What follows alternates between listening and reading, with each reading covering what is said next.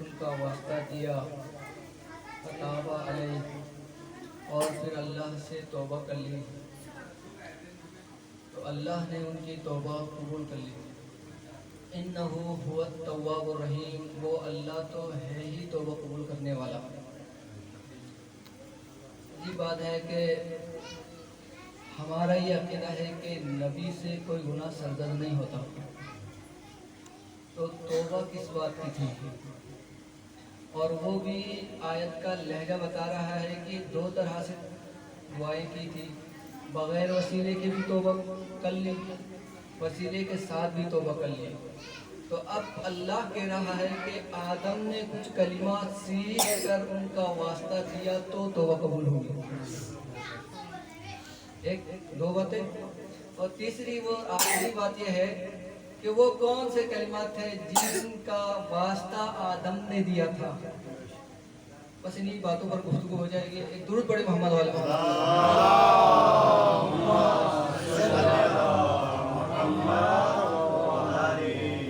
ہم اور آپ اچھی طرح جانتے ہیں کہ آدم علیہ السلام کو ایک ترک اولا پر اللہ نے زمین پر بھیجا، مختلف مصائب و عالم میں گرفتار ہو گئے اور انہوں نے بہت مرتبہ دعائیں بھی کی، لیکن ان کی توبہ قبول نہ ہوئی۔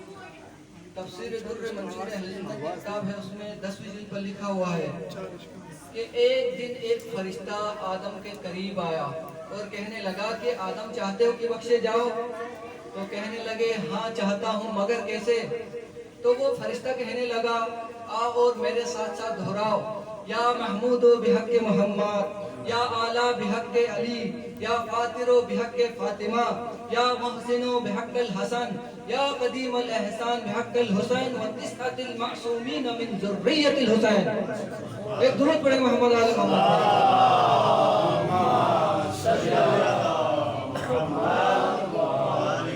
اے اللہ تجھے محمد کا واسطہ، اے اللہ تجھے علی کا واسطہ، اے اللہ تو فاطر ہے تجھے فاطمہ کا واسطہ، اے اللہ تو قدیم الاحسان ہے تجھے حسین کا واسطہ، تو محسن ہے تجھے حسن کا واسطہ۔ آدم کی بخشش پنجتن کے وسیلے سے نہیں ہوئی، وہ جملہ تو بھی سناؤں گا، وَتِسْعَةِ الْمَعْصُومِينَ مِنْ ذُرِّيَّةِ الْحُسَيْنِ، اے اللہ تجھے ان 9 معصوم اماموں کا بھی واسطہ جو حسین کی اولاد میں سے ہوں گے، یعنی آدم کی بخشش 14 معصومین کے صدقے میں ہوئی ہے۔ آدم کی بخشش 14 معصومین کے صدقے میں۔ ایک درود پڑھے محمد علیہ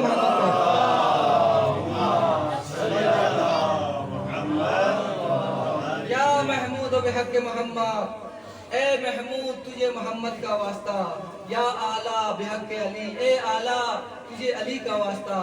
یعنی دیکھیں نا کہ پنجتن کے نام بھی اللہ کے ناموں سے مشتق ہیں۔ اللہ محمود ہے، میرے نبی محمد ہے، ایک ہی مادہ۔ اللہ اعلیٰ ہے اور میرا علی علی ہے، اور اللہ فاطر السماوات والارض ہے اور بی بی کا نام فاطمہ ہے، یعنی اللہ کے ناموں سے ملتے جلتے نام۔ اور کیوں نہ ہو کہ جب اللہ فرما رہا ہے کہ میں نے پوری زمین پر ایک نظر دوڑائی تو مجھے ایک شخص ملا، اس کا نام تھا محمد، اسے میں نے اپنے نام سے مشتق کر دیا، اور جب دوسری نظر دوڑائی تو مجھے علی نظر آئے، میں نے اسے بھی اپنے نام سے مشتق کر دیا۔ ایک درود پڑھے محمد علیہ محمد۔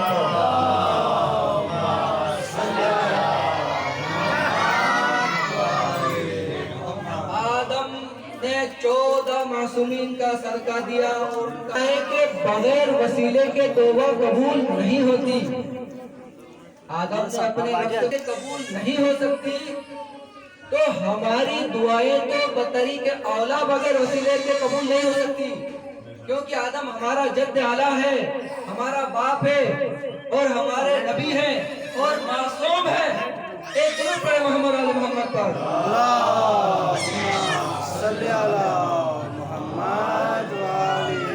لیکن یہ کیا ہوئی؟ سوال اپنی جگہ باقی ہے کہ آخر آدم نے توبہ ہی کیوں کر لی جب گناہ ہی نہیں ہوا؟ دیکھو، اگر حکم کی مخالفت ہو تو گناہ ہے۔ اللہ کبھی کبھار حکم دے رہا ہوتا ہے، یہ کام کرو اور کرنا ہے، اور اگر کبھی کبھار اللہ نصیحت کر رہا ہوتا ہے، نصیحت فائدے کی بات ہو رہی ہے، نقصان کی بات ہو رہی ہے، بھائی یہ کام کرو گے تو تمہارا فائدہ ہے، یہ کام نہیں کرو گے تو تمہارا نقصان ہے، تو فائدے اور نقصان کا جہاں تک تعلق ہے اس کو کہتے ہیں نصیحت۔ اور جہاں پر اللہ براہ راست حکم دے وہاں پر فائدہ اور نقصان نہیں بتاتا، اگرچہ فائدہ اور نقصان بھی ہے۔ انی جاعل فی الارض خلیفہ، میں زمین پر خلیفہ بنانے والا ہوں، اور جب میں بناؤں تو سب کے سب سجدے میں گر جانا، یہ اللہ کا حکم ہے، اللہ کا حکم۔ اور یہ حکم 13,000 سال پہلے اللہ نے دیا، آدم کی خلقت نہیں ہوئی ابھی، آدم کی خلقت سے 13,000 سال پہلے اللہ نے کہا انی جاعل فی الارض خلیفہ، میں ایک خلیفہ بنانے جا رہا ہوں۔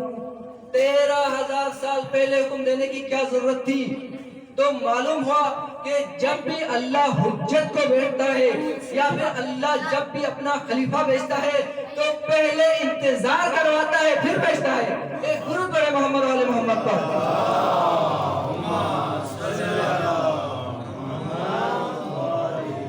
اب یہ سوال نہ کرو کہ 1,500 سال سے غائب ہیں، ارے 13,000 سال کی بات کرو کہ اللہ نے 13,000 سال پہلے آدم کو بنانے سے پہلے کہا کہ میں ایک خلیفہ بنانے جا رہا ہوں، لہذا جب بنا دو قلنا للملائکۃ اسجدوا لآدم فسجدوا الا ابلیس۔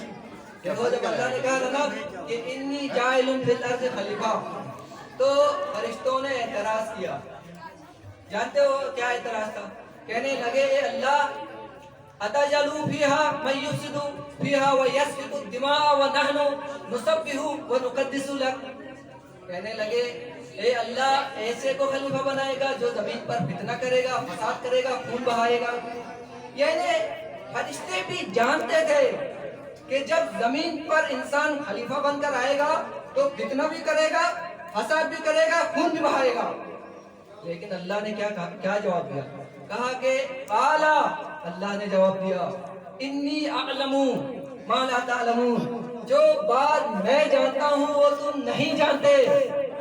یعنی فرشتوں کا اعتراض غلط نہیں تھا، فرشتوں کا اعتراض غلط نہیں تھا، ان کی جگہ، ان کی بات اپنی جگہ صحیح تھی۔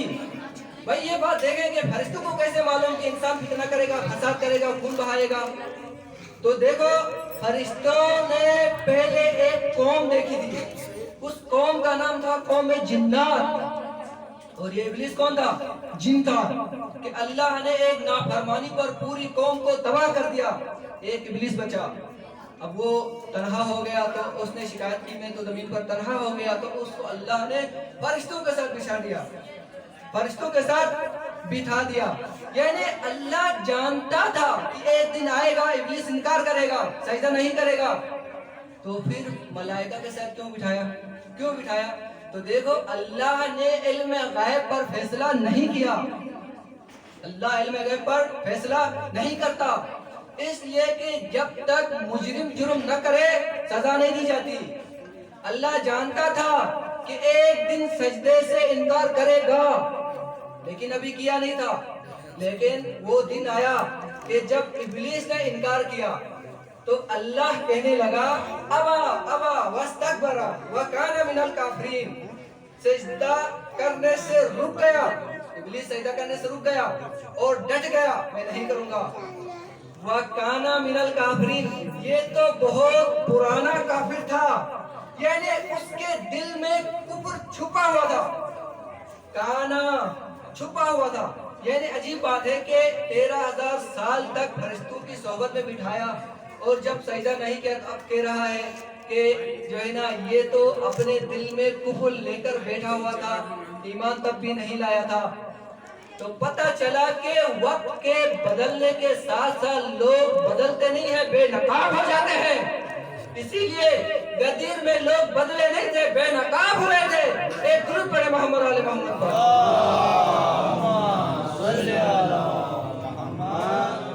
اللہ کبھی علم غیب پر فیصلہ نہیں کرتا، محمد رسول اللہ کبھی علم غیب پر فیصلہ نہیں کرتا۔ جانتے تھے کہ جتنے بھی لوگ آ رہے ہیں بیعت کرنے، مسلمان ہونے، کلمہ پڑھ کر، جانتے تھے کہ نفاق ان کے دلوں میں، لیکن خاموش رہے، اس لیے کہ جب تک جرم سرزد نہیں ہوتا سزا نہیں دی جاتی. اور ایسے ہی میرے مولا علی علیہ السلام کے بارے میں کہا کہ مولا یہ تو آپ کا قاتل ہے. کہنے لگے قاتل ہے میں جانتا ہوں. تو کہا کہ کیوں نہیں قتل کرتے پہلے ہی. کہا کیسے قتل کرو جبکہ اس نے جرم ہی نہیں کیا. تو نہ اللہ علم غیب پر فیصلہ کرتا ہے، نہ محمد رسول اللہ علم غیب پر فیصلہ کرتے ہیں، نہ علی مولا علم غیب پر فیصلہ کرتے ہیں، اور نہ 12 اماموں میں سے کوئی بھی علم غیب پر فیصلہ نہیں کرتا. سب جانتے تھے کہ زہر ہے، اس کے باوجود کھا لیا اس لیے کہ علم غیب پر فیصلہ نہیں کیا. ایک درود پڑھے محمد علی محمد پر.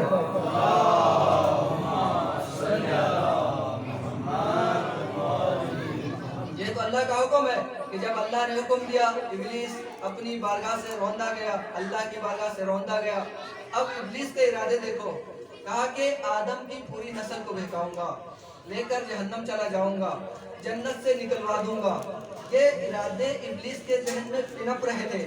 دیکھو میں ترک اولا سمجھا رہا ہوں، آدم سے گناہ نہیں ہوا، پوری قوم گمراہ ہو گئی، مسلمان گمراہ ہو گئے. وہ کہتے ہیں کہ نعوذ باللہ گناہ کر لیا. ہم سے کہتے ہو کہ اماموں کو نبوت سے بڑھاتے ہو اور توہین انبیاء کرتے ہو. توہین انبیاء یہ نہیں ہے کہ کسی کو کسی پر فضیلت دی جائے. اصل توہین یہ ہے کہ نبی میں عیبیں تلاش کرو. یہ اصل نبی کی توہین ہے. نبی بالکل معصوم ہوتا ہے، اس لیے کہ اللہ کا یہ قانون ہے، یہ روش ہے، یہ سنت ہے کہ اللہ نے قرآن میں فرمایا ہے لِمَ تَقُولُونَ مَا لَا تَفْعَلُونَ. وہ بات تم کرتے ہی کیوں ہو جس پر خود عمل نہیں کرتے.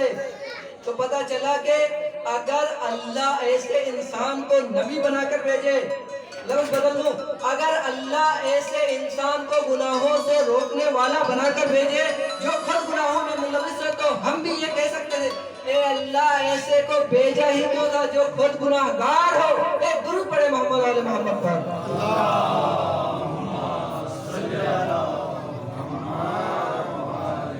تو اللہ نے آدم کو کبھی حکم ہی نہیں دیا تھا. اللہ نے آدم کو نصیحت کی تھی، حکم ابلیس کو دیا تھا. اب ابلیس کے ذہن میں کچھ ارادے تھے، پنپ رہے تھے. اللہ نے ان ارادوں سے آدم کو خبردار کیا. جانتے ہو کہنے لگے اِنَّ هَذَا عَدُوٌّ لَكَ وَلِزَوْجِكَ.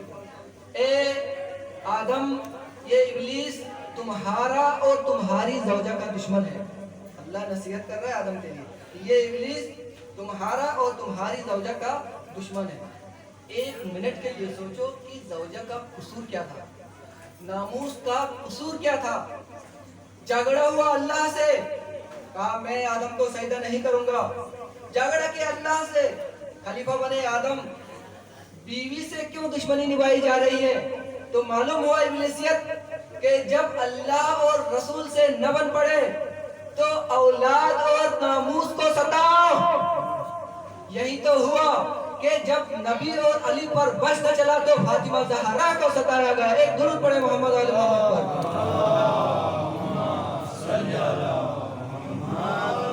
اِنَّ هَذَا عَدُوٌّ لَكَ وَلِزَوْجِكَ. اے آدم یہ ابلیس تمہارا اور تمہاری زوجہ کا دشمن ہے. أَلَا تُخْرِجَنَّكُمَا مِنَ الْجَنَّةِ. کہیں ایسا نہ ہو کہ تم دونوں کو جنت سے نکلوا دے. فَتَشْقَى. اور زمین پر جا کر مشکلات میں گرفتار ہو جاؤ. اللہ کی نصیحت ہے. اس میں بتاؤ کوئی حکم والا لہجہ نظر آ رہا ہے؟ نہیں آ رہا. اس لیے کہ یہ ایک نصیحت تھی. یہ آدم یہ ابلیس تمہارا دشمن ہے، تمہارا اور تمہاری زوجہ دونوں کا دشمن ہے. کہیں ایسا نہ ہو کہ تم دونوں کو جنت سے نکلوا دے اور زمین میں مشکلات میں گرفتار ہو جاؤ. لہذا فَلَا تَقْرَبَا هَٰذِهِ الشَّجَرَةَ فَتَكُونَ مِنَ الظَّالِمِينَ. اس پودے کے قریب ہی مت جاؤ، اس پودے کے قریب ہی مت جاؤ. اگر جاؤ گے تو ظالمین میں سے ہوگے. بظاہر آدم نے اس نصیحت پر عمل نہیں کی تو زمین پر آئے، مشکلات میں گرفتار ہوئے اور اسی وجہ سے اللہ سے توبہ کرتے رہے، جس کو ہماری لغت میں کہا جاتا ہے ترک اولا. ایک درود پڑھے محمد علی محمد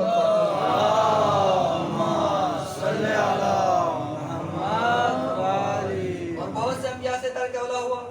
خود حضرت یوسف علیہ السلام کیا گناہ تھا ان کا. وہ اپنے دوست سے کہنے لگے کہ جب بادشاہ کے پاس تم سابقہ عہدہ پالو تو کہنا کہ میں بے گناہ ہوں. یہ جملہ کوئی گناہ ہے؟ اس کا کوئی گناہ سے تعلق ہے؟ اگر کسی دوست سے شفاعت کے لیے کہہ دو کہ آپ اس کو بتا دو میں بے گناہ ہوں، کوئی گناہ نہیں ہے، لیکن اللہ کو یہ بات اتنی ناگوار گزری کہ 7 سال تک قید خانے میں مدت بڑھا دی، کہا کہ تمہارا تو براہ راست مجھ سے تعلق ہے، اور تم نے مجھے بھی سے فرمائش کی تھی کہ مجھے زندان زیادہ پسند ہے، اور میں اگر آپ کو زندان سے نجات ہی چاہیے تھا تو ایک بادشاہ سے کیوں سفارش کروائی، مجھ سے کہہ دیتے۔ یہ بات اللہ کو ناگوار گزری، حالانکہ گناہ نہیں تھا۔ یعقوب نبی کا کیا گناہ ہے؟ یعقوب نبی نے کیا کہا؟ اپنے بیٹوں کو جمع کر کے کہنے لگا تم ضد کر رہے ہو کہ یوسف کو لے جائیں گے تو لے جاؤ، لیکن ان تمام بیٹوں پر یعقوب نبی کو بھروسہ نہیں تھا، کہنے لگے کہ بس لاوی پر بھروسہ ہے، لاوی میں تمہارے حوالے کر رہا ہوں۔ یہ گناہ ہے؟ اگر میں کہوں میں آپ پر بھروسہ کر رہا ہوں آپ اس کو لے جاؤ، گناہ ہے؟ گناہ نہیں ہے، لیکن اللہ کو یہ بات پسند نہیں آئی۔ بھائی تم ایک انسان کے حوالے کر رہے ہو، نبی ہو کر، نبی تو زیب نہیں دیتا، کسی انسان کے حوالے کر دو، اللہ کے حوالے کرنا۔ 40 سال تک یوسف کو یعقوب سے جدا کر دیا، تو معلوم ہوا کہ اللہ جس سے بہت زیادہ محبت کرتا ہے اس کی ہلکی لرزش اور ناشائستہ باتیں بھی پسند نہیں کرتا ہے۔ درود پڑھیں محمد علی محمد پر۔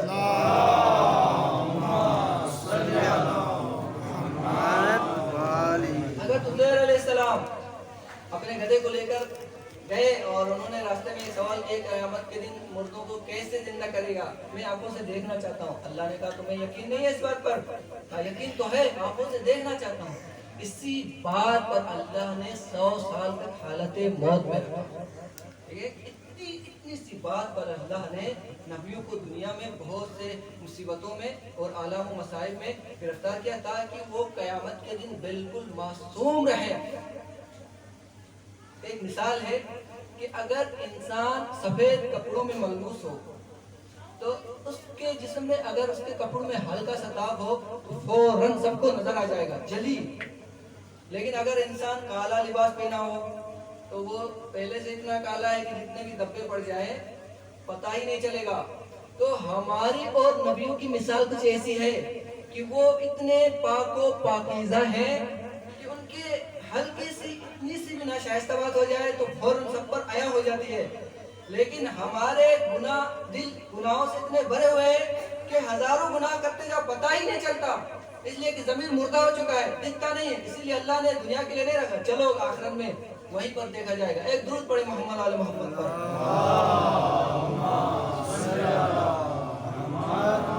یہی وجہ ہے کہ ہم کہتے ہیں انبیاء سے ہمارے ائمہ افضل ہیں، اس لیے کہ انبیاء سے ترک اولا صادر ہوا لیکن ائمہ سے صادر نہیں ہوا۔ آپ دیکھیں امام علی کا آخری وقت ہے، امام علی علیہ السلام، بس اسی پر مجلس تمام کروں گا۔ امام علی علیہ السلام کا آخری وقت ہے، کہنے لگے پوچھو آج جو چاہے پوچھو، بس اتنا خیال رہے کہ آج تمہارا مولا زخمی ہے، کوئی لمبا سوال نہ پوچھنا۔ ساسا ایک راوی ہے، وہ آگے بڑھا اور پوچھنے لگا مولا ایک سوال ہے، میں زندگی پر سوچتا رہا، میں چاہتا ہوں آپ سے ہی اس سوال کا جواب دوں۔ کہا آپ افضل ہیں یا آدم افضل ہیں؟ کہنے لگے ساسے مرد تو زیب نہیں دیتا کہ اپنی تعریف خود کرے، لیکن چونکہ تو نے سوال کیا ہے مجھ پر جواب دینا واجب ہے، پہلی بات۔ دوسری بات اللہ نے قرآن میں حکم دیا ہے وَأَمَّا بِنِعْمَتِ رَبِّكَ فَحَدِّثْ، اپنے رب کی نعمتوں کو بار بار بیان کرو۔ تو جتنی بھی مجھ پر نازل ہوئی ہے وہ رب کی طرف سے نعمتیں ہیں، اس لیے بیان کر رہا ہوں۔ سنو آدم سے میں افضل ہوں۔ کہنے لگے کیسے افضل ہے؟ کہنے لگے اللہ نے آدم کو نصیحت کر کے روکا تھا کہ اس در کے قریب نہ جاؤ، حالانکہ مجھے روکا نہیں تھا، زندگی بھر میں نے گندم کھایا ہی نہیں۔ وہ درخت اور وہ پودا کون سا تھا جس سے آدم کو روکا گیا تھا؟ بعض روایت میں کہ وہ گندم تھا، کہ مطلب گندم نہ کھانا۔ اللہ نے آدم کو روکا تھا مطلب اس درخت کے قریب نہیں جا، مطلب اس گندم کو کھانا ہی نہیں، تو آدم نے وہ گندم کھا لیا۔ گناہ نہیں ہے لیکن ناشائستہ بات ہے، لیکن امام کو روکا بھی نہیں گیا، اس کے باوجود پوری زندگی جو پر گزار دی۔ کہا دوسرا سوال ہے کہ آپ افضل ہیں یا حضرت موسیٰ علیہ السلام افضل ہیں؟ تو کہنے لگے دیکھو اللہ نے حضرت موسیٰ سے کہا کہ موسیٰ فرعون کے دربار میں جاؤ، تو موسیٰ کہنے لگے اے موسیٰ، اے اللہ، میرے بھائی ہارون کو میرے ساتھ بھیج دو، کیونکہ میں نے اس کا ایک آدمی ایک مشرک مارا ہے، کہیں ایسا نہ ہو کہ مجھے قتل کر دے۔ یہ قرآن کا واقعہ۔ وَقَضَوْا موسیٰ، ایک موسیٰ کا چاہنے والا اور ایک دو میں جھگڑا ہوا، تنازع ہوا، تو موسیٰ علیہ السلام کے لیے مدد کے لیے پکارا، یا موسیٰ میری مدد کرو۔ یہ جاندار آدمی تھا، تو موسیٰ نے اس پر مکہ مارا، وہ وہیں پر ڈھیر ہو گیا۔ تو کہنے لگے میں نے قوم فرعون کے ایک بندے کو مارا ہے، کہیں ایسا نہ ہو کہ وہ مجھ سے انتقام لے۔ میرے بھائی کو ہارون کو میرے ساتھ بھیجے، ہارون مجھ سے زیادہ طاقتور ہے، مجھ سے زیادہ فصیح ہے۔ تو اللہ نے دونوں کو بھیجا۔ اور جب اللہ کے رسول نے مجھے حکم دیا کہ علی جاؤ مکے میں، جاؤ خانہ کعبہ میں جاؤ اور سورہ برات کا نزول بتاؤ۔ سورہ برات کہا کہ اللہ نے مشرکوں سے بیزاری اختیار کر لی ہے، مکہ خالی کر دو۔ بھائی اس وقت جب ایک اندر کی بات ہے کہ یہ جو حکم ہے، سب سے پہلے خلیفہ اول جو مسلمان کہتے ہیں رسول اللہ نے اس کے حوالے کر دیا اور بھیج دیا۔ دوسری آیت نازل ہوئی، کہا کہ نہیں، یا خود جاؤ یا اسے بھیجو، یہ تمہارے اہل بیت میں سے ہے۔ اس کے بعد رسول اللہ نے ان کو واپس بلایا، امام علی کے حوالے کر دی۔ اسی لیے کہتے ہیں کہ جو ایک سورے کی تبلیغ نہ کر سکے وہ پورے دین کی کیا تبلیغ کرے گا۔ ایک درود پڑھے محمد آل محمد پر۔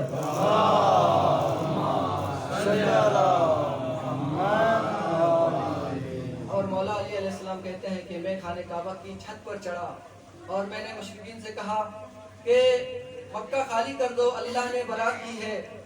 اور جب میں دیکھ رہا تھا سارے مشرکین، میرے خونی دشمن مشرکین کے ہر گھر میں کوئی نہ کوئی میرے ہاتھوں سے مرا ہوا آدمی ضرور تھا، میرے خون کے پیاسے تھے۔ لیکن جب میں نے دیکھا کہ میں نے کہا مکہ خالی کر دو، اللہ کا حکم آیا ہے، اور جب میں اتر رہا تھا تو لوگ ایسے بھاگ رہے تھے جیسے شیر کو دیکھ کر بھیڑیاں بھاگتی ہیں۔ ایک درود پڑھے محمد علیہ محمد پر۔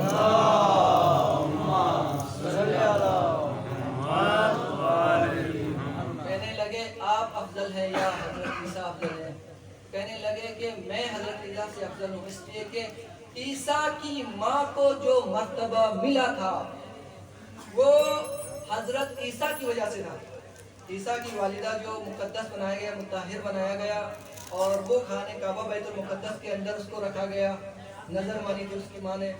اچھا، جب عیسیٰ کی ولادت کا وقت آیا تو مریم بیت المقدس کے اندر تھی، کہا کہ اے مریم نکل جاؤ، یہ ولادت کی جگہ نہیں ہے۔ حضرت عیسیٰ کی ولادت کے وقت مریم کو بیت المقدس سے نکالا گیا اور ایک بیابان میں گئی، وہاں پر حضرت عیسیٰ کی ولادت ہوئی۔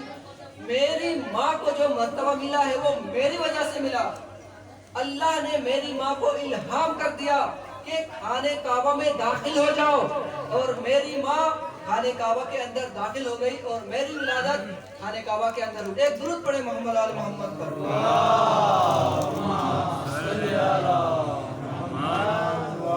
اولو العزم نبی حضرت عیسیٰ ولادت کے وقت خانہ کعبہ یعنی بیت المقدس کے اندر سے نکالا جا رہا ہے، اور حضرت علی کی والدہ کو، حالانکہ وہ خانہ کعبہ میں ہے ہی نہیں، خانہ کعبہ کے اندر جانے کا حکم دیا جا رہا ہے۔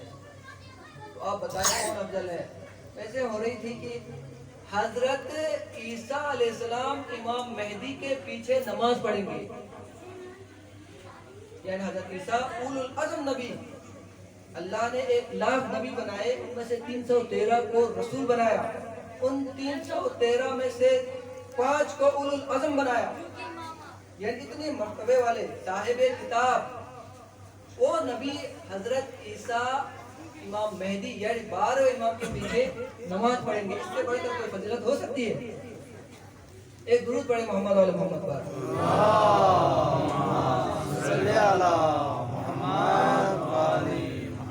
تو بس میرے دوستو عزیزو، جب اللہ کے حکم کی مخالفت ہو تو گناہ ہے، اور اگر اللہ نصیحت کر رہا ہو تو گناہ نہیں ہے۔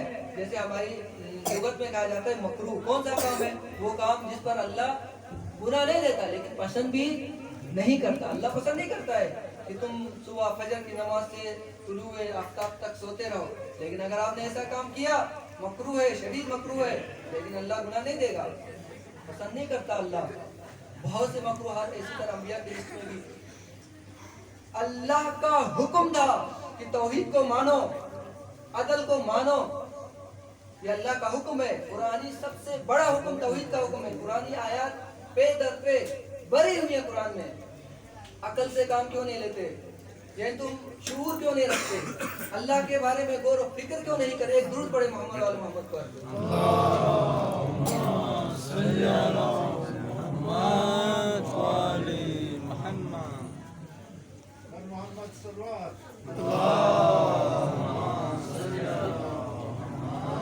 यानी तौहीद अल्लाह का सबसे बड़ा हुक्म है कि अल्लाह को एक मानो, यकता मानो। आदिल, हम कहते हैं आदिल, क्या मतलब है? अल्लाह जुल्म नहीं करता जर्रा बराबर भी। यानी ये अकीदा उसूल दीन में क्यों लाया गया? इसलिए लाया गया कि जब तक उसूल दीन में तौहीद का इकरार न हो, कोई भी मुतमईन नहीं रहेगा। भाई देखो, अगर अल्लाह आदिल नहीं हो तो होगा क्या? भाई देखो, कहते हैं कि अल्लाह तो हर काम कर सकता है, हर चीज पर कादिर हो सकता है। किसी गुनाहगार को जन्नत में भेज दे, किसी जन्नती को जहन्नम में भेज दे। कहा नहीं, इन्नल्लाह ला युखलिफुल मिआद, अल्लाह वादे की खिलाफवर्जी नहीं करता और अल्लाह आदिल है, किसी पर जर्रा बराबर जुल्म नहीं करता। इसीलिए तौहीद के फौरन बाद अदल का अकीदा होना जरूरी है, ताकि मोमिन मुतमईन रहे, गुनाहगार खौफजदा रहे। एक दुरूद पढ़े मोहम्मद आल मोहम्मद पर।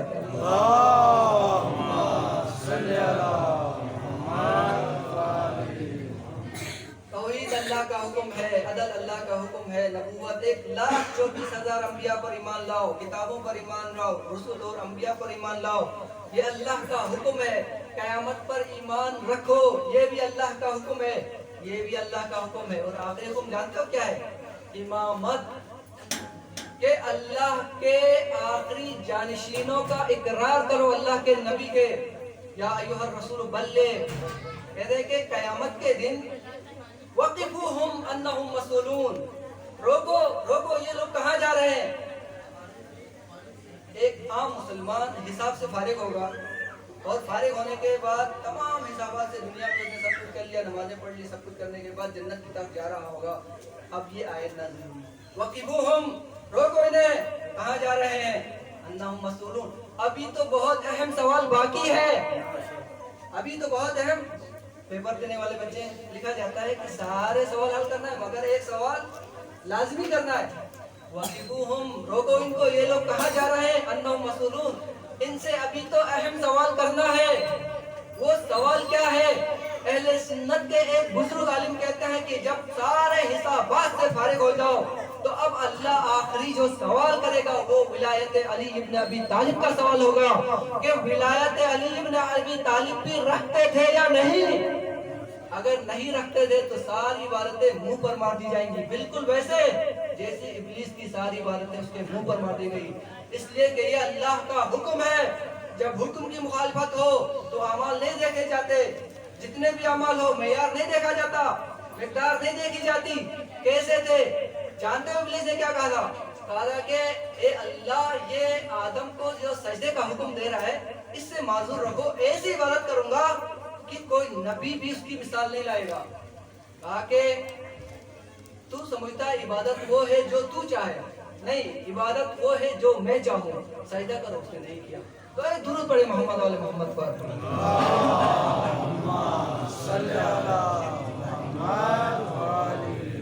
बस मेरे दोस्तों अजीजों,